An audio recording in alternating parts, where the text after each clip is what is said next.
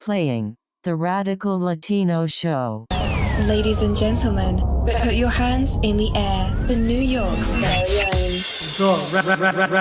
Latino is taking you to another level. I think there's more radicals than Chivo. Radical Latino, you're buffing it. The radical point of views, I think his views are actually more dangerous.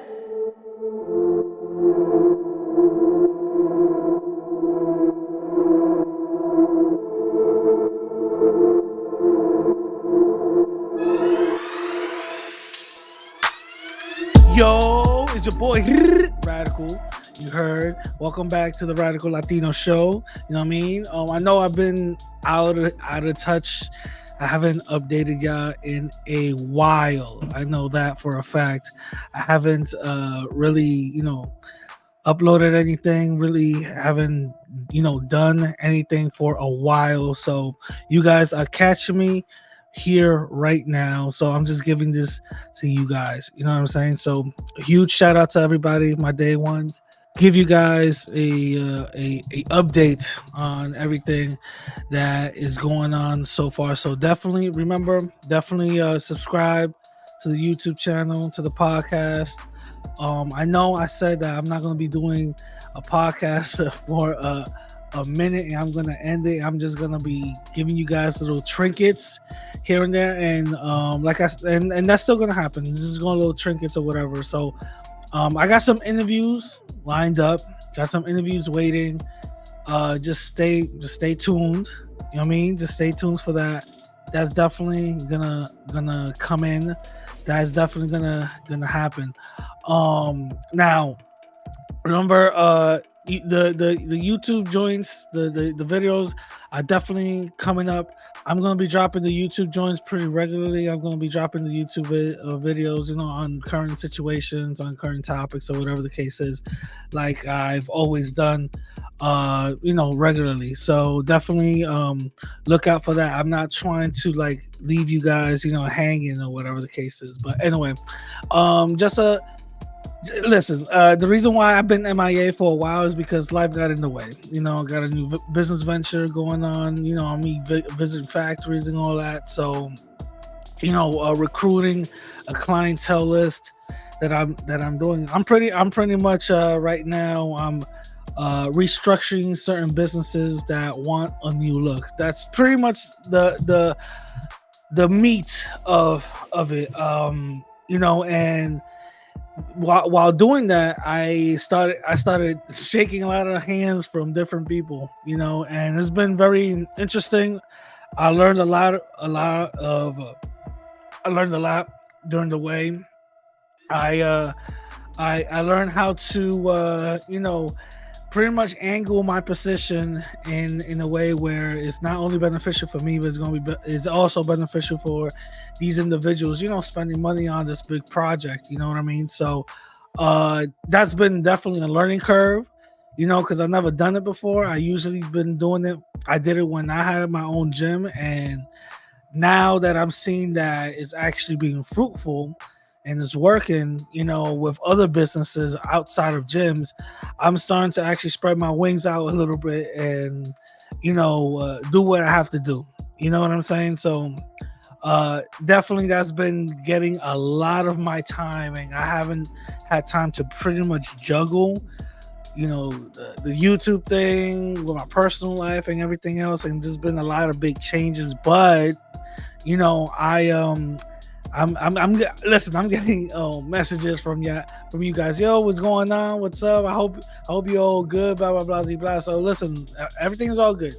It's just that life got in the way. You know what I'm saying? Life definitely got in the way, but I did not forget you guys. I got y'all number one. You know what I'm saying? Y'all the homies. You feel me? So I definitely gotcha. All right.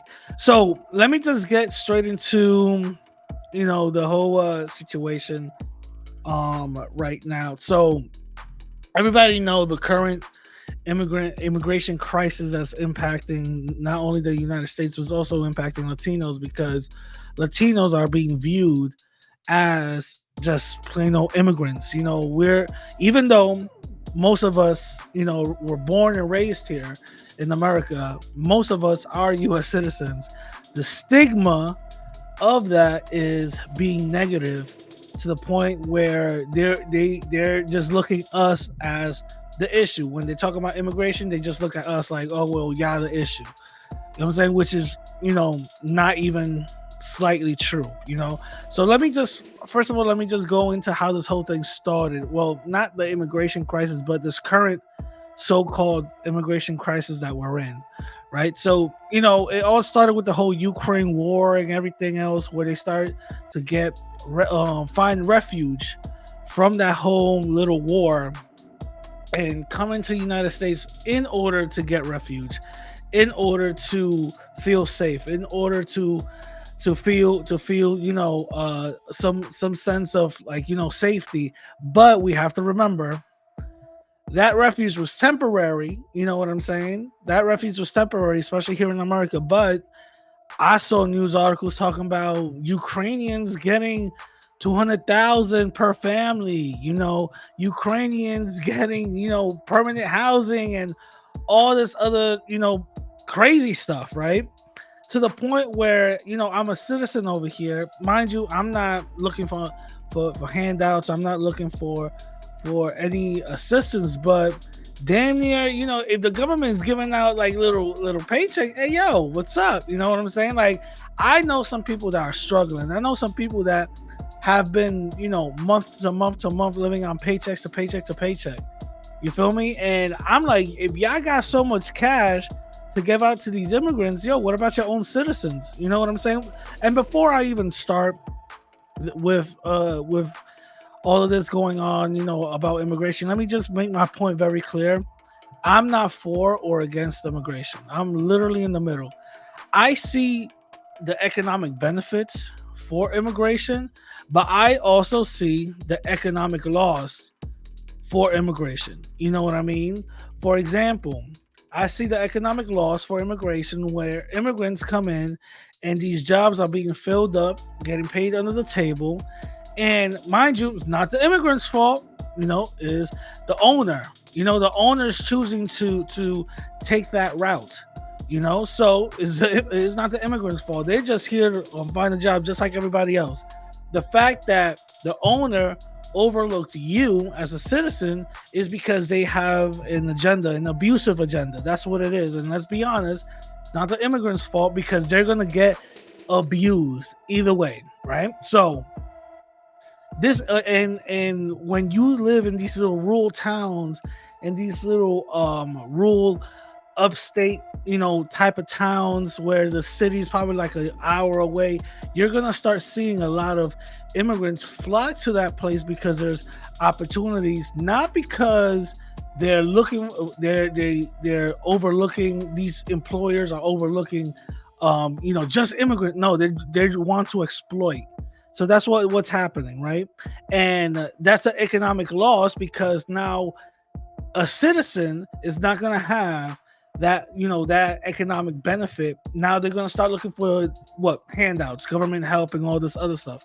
So that's what I see as an economic loss. Now, the economic benefits that immigrants do bring to the table is that some of them, not all, but some of them do pay taxes.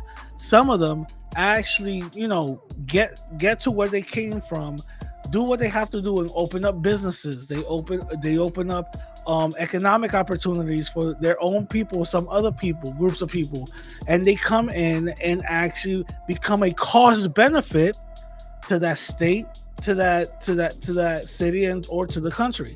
So they do become a cost benefit, and that becomes another economic boom into the economy. So I see it both ways. I see it that it could be, cost beneficial, but also it could be, also a cause of exploitment. So I see it both ways. I never see just one way, and I've always said that. I always saw immigration down in the middle. I've always said that. I never steered away from that, right? So now going back to the whole thing, because I don't want this cost divide and all this other stuff.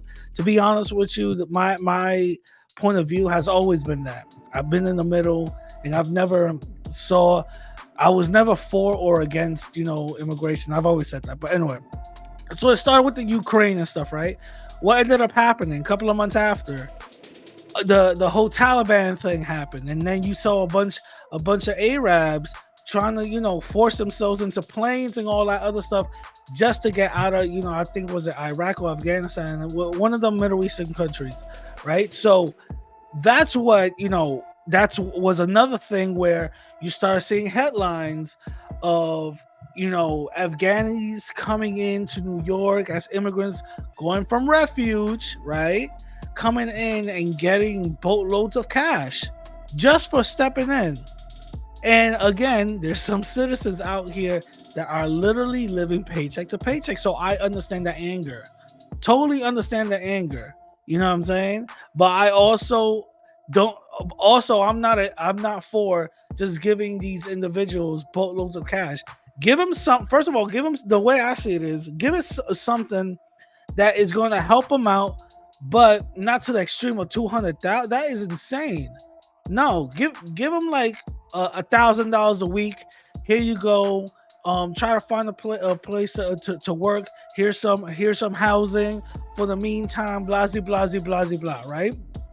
Like let's be like real about this, But the government be wilding. So all right, that's what ended up happening with the whole Afghani type of stuff. Now, what's happening with the whole Latinos? Latinos now are being used as a ping pong play. First of all, we've been rounded up from Texas, going into these luxurious places, being just dropped off to just be neglected and say go back. We're just being political ping pong plays. That's pretty much what it is. We're just being boop boop boop boop all over the map to whoever is gonna accept those Latin immigrants. You know what I'm saying? And the thing about it is that I hate the political landscape when it comes to this, because we're being used as political mascots for whoever's going. So what? For example, in New York, we were used as political mascots. A whole truckload of Latin immigrants comes in, photo ops of the mayor kissing, immigrant babies, and these immigrants going inside hotels that are now shelters and getting paychecks of $300,000 or something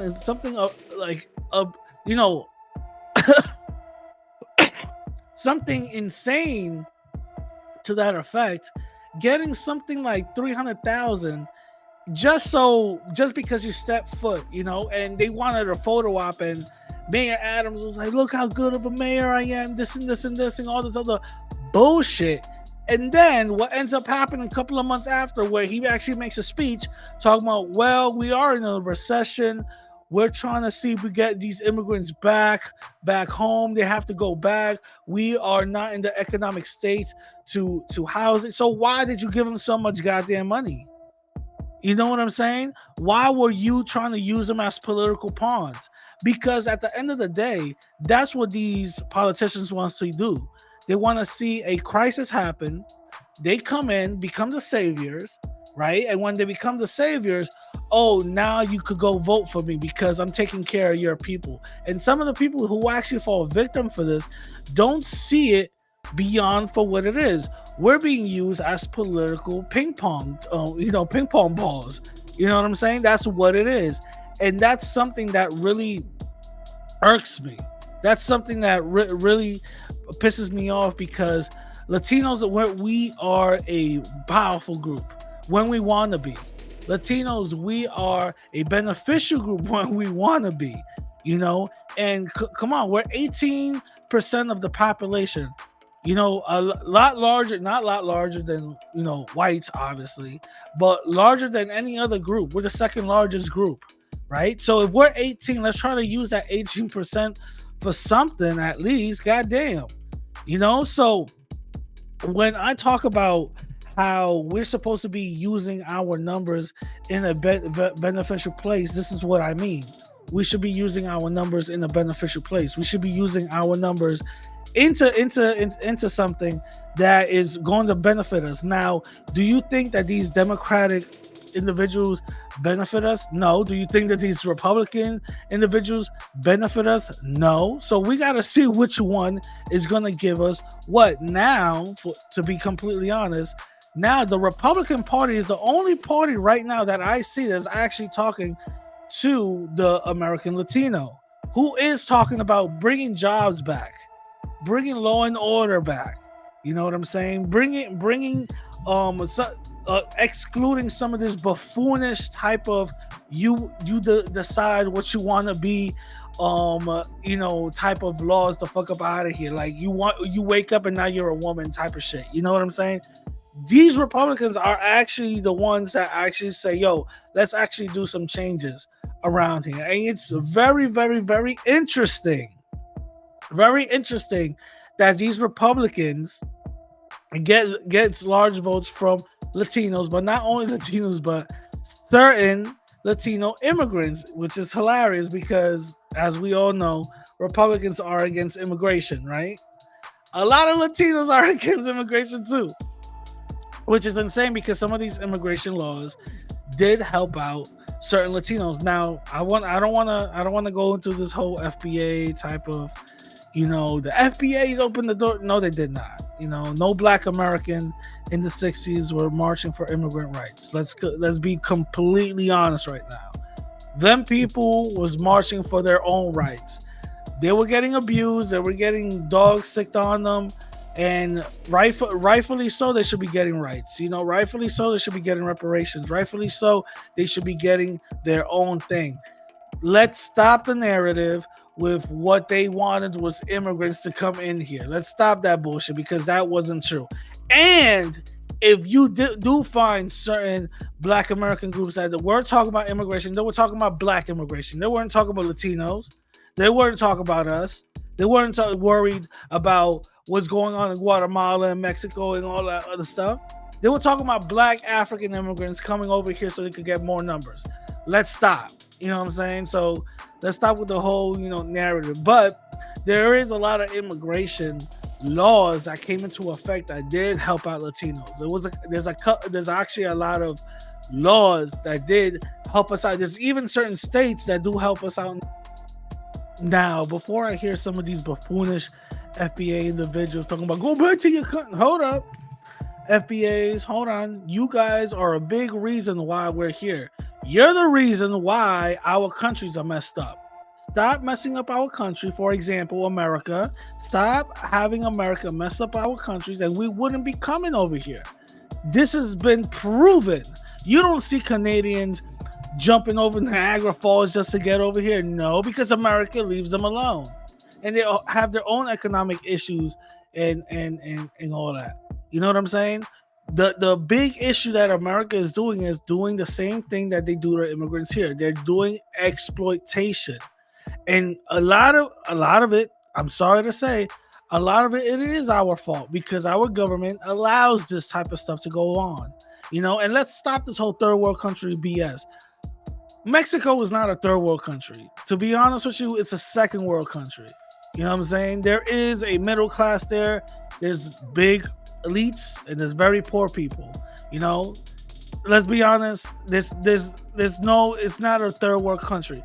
The thing is, just because it's so cheap to do things over there, people consider it a third world country when it's not. The thing is that you can't do certain things in the third world country that you could do in a second world country. Let's be very honest. I know a lot of Americans that be going to Mexico just to get their teeth fixed. All right. And they be doing a better job than the Americans here. Let's be completely honest. There's a lot of Black Americans that be going to Mexico be getting that BBL. Let's be completely honest. And they do a better job over there than you will get from America. So let's keep it real. You will not go to no third world country like India to get a BBL shot. All right. You probably find a bunch of inner city pollution water inside your ass or something like that. You know what I mean? Like, trust me, you won't go to no third world country because they won't have no infrastructure. They won't have no experts and people who actually graduated from the field that they graduated from. actually work there and build businesses that you will benefit from. You won't have that in a third world country. Let's be completely honest. And the majority of Latin America are not third world countries. They're not. They're second to even being close to coming into first world countries. Believe it or not. The only thing that a lot of people in the news media likes to show is, people coming from Mexico and all this other stuff because it's a hot button issue. It's very easy to sell the dirty brown individual. The reason why these individuals come outside of America's fault, right? Secondly, is a lot of poor people. That's all it is. It's just a bunch of poor, because you don't see the middle class coming over here. You don't see the upper elite rich class coming over here. You know why? Because they got their own visas. They got visas. They already made their money. They don't need to be in America. They come to America to exploit it and go back and become, more wealthy. But it's the poor individuals, the individuals that got nothing, that be eating rocks for fucking 3 months. You know what I'm saying? It's the poor individuals that are the ones doing that whole walk. Are the very, very dirt fucking poor individuals that don't have a toilet. Those are the ones that were born in, messed up circumstances and are coming over here. Those are the ones that are coming over here. So let's stop it with the whole, well, why did you flee? Now, get out of here. Because when they come over here and actually get a little benefit from what the middle class to upper class already have gotten in their own country, of course they don't want to leave. You know what I'm saying? Of course they don't want to leave. And they're not fleeing. They're going to some other place that's beneficial, because that's what humans do. All humans throughout history have always migrated to any other place. For example, the South. A lot of Black Americans migrated from the South up north because slavery was illegal up there. So my question will be, then why did you flee? You know what I'm saying? We could do it both ways. You feel what I'm saying? But anyway, going back to the whole immigrant deal, the thing is, this is when it comes to Latinos, this is a Latino issue. This is an issue that we have to come in and try to solve. This isn't when it not benefits, but when it has to do with Latinos, we are the ones that have to come in and try to solve it. We're the ones that have to come in and try to at least help our people out. There's a lot of Latin lawyers out there, a lot of Latin immigrant experts out there. There's a lot of them that can help individuals like Latinos out. And the thing is, a lot of Latinos don't like to go to white folks or Black folks when it comes to immigration. They like another Latino individual because they will feel a little bit more safe. And also they say, well, this is what I hear. It feels like this individual understands me. So, and rightfully so. So you got to have something that you will feel comfortable in. So I get it. You know what I'm saying?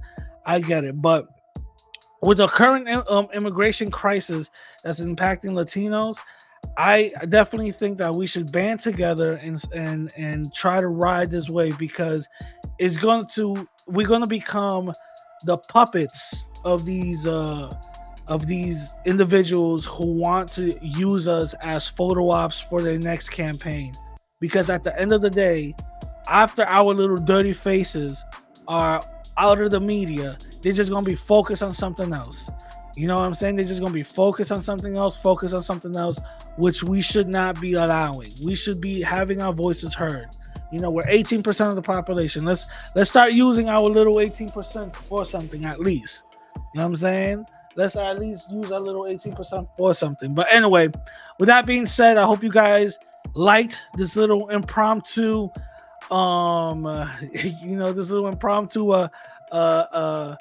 episode and all that. Remember, I'm probably gonna drop this on Sunday or Monday. I don't know. I gotta see. But definitely after this episode, yeah, I'm definitely gonna be dropping more videos and stuff for you guys. All right. With that being said, I'm gonna catch y'all later. Peace.